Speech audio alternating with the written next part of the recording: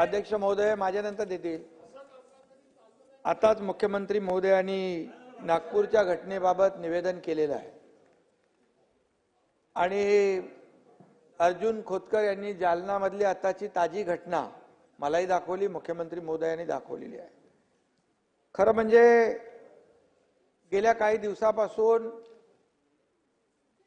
या राज्यामध्ये औरंगजेबाचं उदात्तीकरण का सुरू आहे, कोणी सुरू केलं, कशासाठी सुरू केलं, याचा एक खऱ्या अर्थाने याच्या मुळाशी तर सरकार जाईलच. परंतु औरंगजेब हा चांगला प्रशासक होता. शिवाजी महाराजांसारखा अशी तुलना एकदा अबू आझमी यांनी केली होती आणि त्यावेळेस अबू आझमी यांना देखील त्यावेळेस देखील तशा प्रकारची समज दिली होती.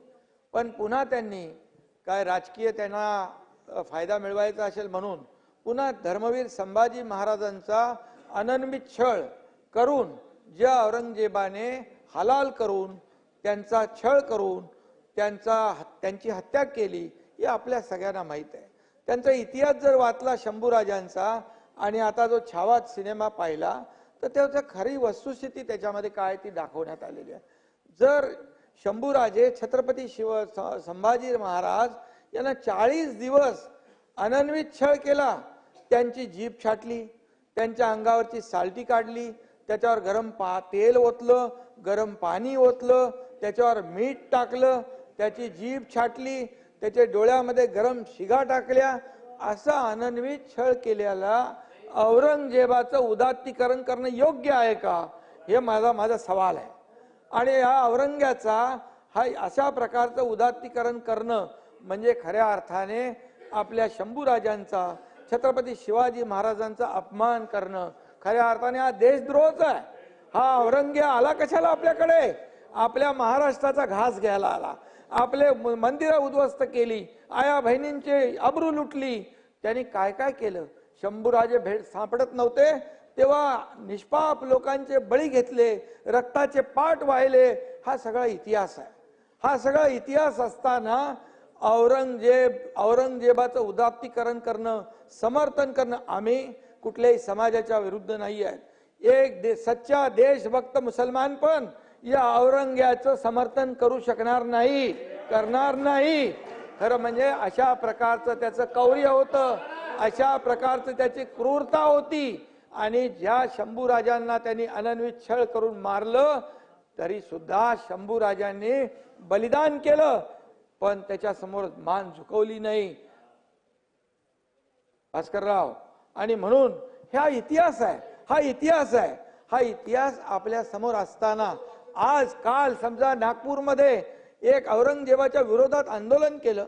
कितीतरी आंदोलन होत आहेत. का औरंगजेब का आपला संत होता का, कोणाचा सगळे सोयरा होता का, कोणाचा नातेवाईक होता? कोण लागतो औरंग्या? कोण आहे औरंग्या? अरे उलट हा औरंग्याचा औरंगा हा महाराष्ट्राला लागलेला कलंक आहे, कलंक आहे. आणि म्हणून नागपूरमध्ये एकीकडे आंदोलन झालं, आंदोलन झाल्यानंतर ताबडतोब पोलिसांनी येऊन मध्यस्थी केली. पोलिसांनी दोन्ही समाजाला शांतता प्रस्थापित केली आणि बरोबर 8 वाजता संध्याकाळी 2-5 हजारांचा मॉब कसा काय जमतो. त्या ठिकाणी महाल परिसर, मोमीनपुरा, हंसापुरी, त्या ठिकाणी इतर भागामध्ये येतात लोक, जमतात सगळे लोक. घरात मी व्हिडिओ पाहिले, टीव्हीवर चॅनलवर बातम्या पाहिल्या, त्यांच्या प्रतिक्रिया पाहिल्या, त्या महिलांच्या, त्या लहान मुलांच्या प्रतिक्रिया पाहिल्या. घरामध्ये मोठे मोठे दगड टाकले, त्यामध्ये हॉस्पिटल तोडफोड केली. एक 5 वर्षाचा बच्चू भारता मरता वाचला. त्या ठिकाणी अध्यक्ष महोदय हॉस्पिटलमध्ये असलेल्या देवांचे फोटो जाळून टाकले. हे काय?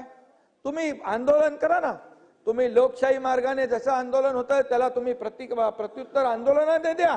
तुम्ही कायदा हातात घेणार, तुम्ही आमच्या लोकांना म्हणजे तिथल्या लोकांना त्यांच्यावर अन्याय करणार. एक विशिष्ट समुदायाला टार्गेट केलं गेलं. आता देखील खोतकरनी दाखवलं ते बघा तुम्ही.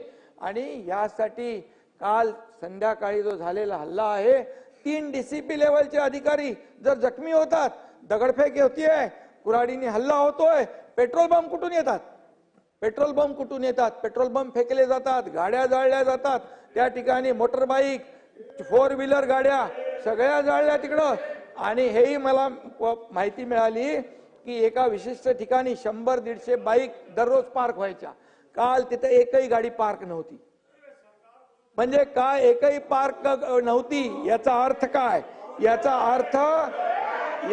अर्थ काय लावलाय? उपमुख्यमंत्री बोलतायत, हे शोभतं का? याचा अर्थ काय की जाणीवपूर्वक नियोजनपूर्वक ही साजिश होती काही विशिष्ट समुदायाला टार्गेट करण्याची. अरे लोक तिथे जीव मुठीत घेऊन राहत होते. पोलीस येईपर्यंत असा धुमाकूळ घातला, जाळून टाकलं. पोलीस आल्यानंतर देखील पोलिसांवर हमला केला. अरे जे पोलीस कायदा सुव्यवस्थेचं रक्षण करताय, स्वतःचा जीव धोक्यात घालून त्यांच्यावर तुम्ही दगडफेक करताय, कुऱ्हाडीने वार करताय, हत्याराने वार करताय, पेट्रोल बॉम्ब टाकताय. हे कसं काय सण? तलवारीने मारलंय. जयंतराव 40 पोलीस जखमी झाले, 33 पोलीस जखमी झाले, डीसीपी लेवलचे अधिकारी जखमी होत आहेत. याचा अर्थ काय घेणार आपण? कायदा सुव्यवस्था राखण्याची जबाबदारी सरकारची, गृह विभागाची, मुख्यमंत्र्यांची, तशी आपली सगळ्यांची आहे.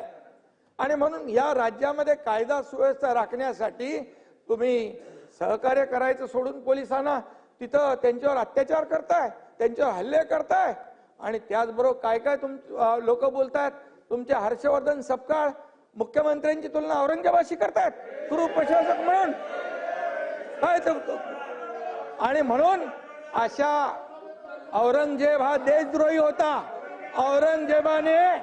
औरंगजेबाने धर्मवीर संभाजी महाराजांचा अनन्वित छळ केला, डोळे काढले, जीभ छाटली. एक या काय मुख्यमंत्र्यांनी त्यांची जीभ चाटली का? डोळे काढले का? चामडी सोलली?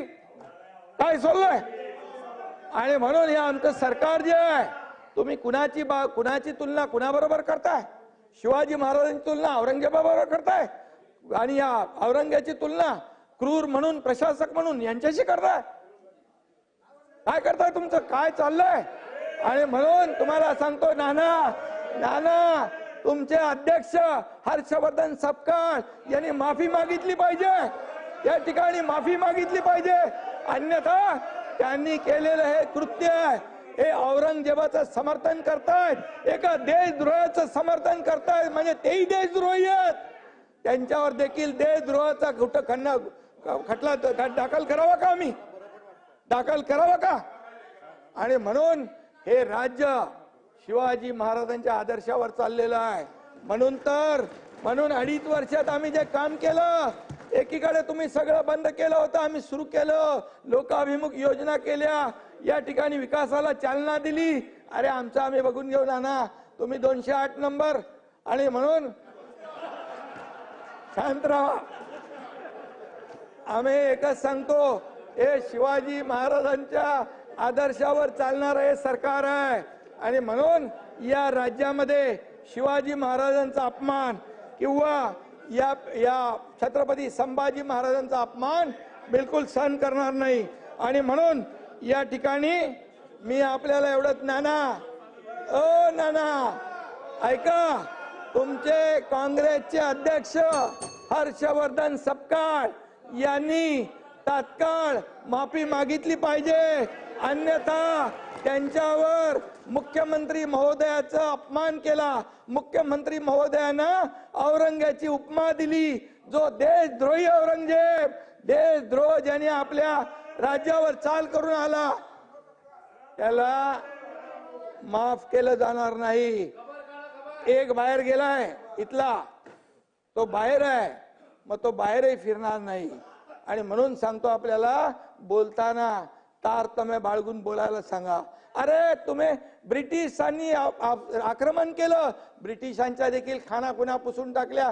स्वातंत्र्यानंतर तुमच्या सरकारने ते पुसून टाकलं पाहिजे होतं हे सगळं, पण मतांच्या लाचारीसाठी हे तुम्ही ठेवलं. आणि म्हणून तोच आज कलंक लागला या महाराष्ट्राला.